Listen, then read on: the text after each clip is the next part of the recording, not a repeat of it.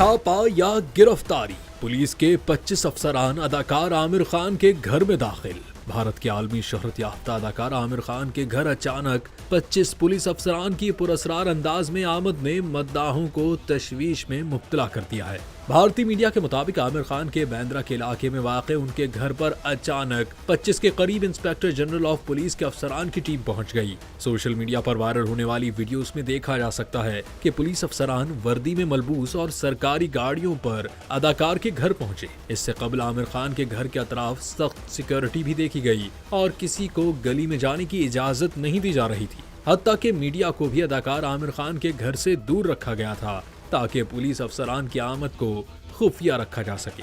वाक़ई की इस पुरअसरारियत ने मद्दाहों और मीडिया में तशवीश और तजस्सुस की लहर दौड़ा दी और सब हर दिल अजीज अदाकार के बारे में फिक्र में मुब्तला हो गए।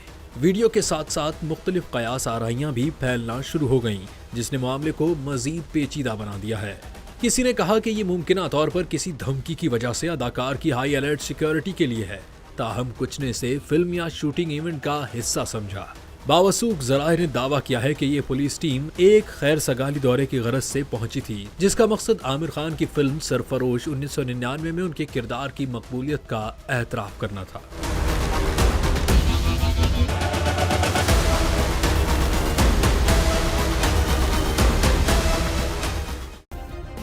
सब्सक्राइब करें और बेल दबाएं ताकि कोई खबर रह न जाए।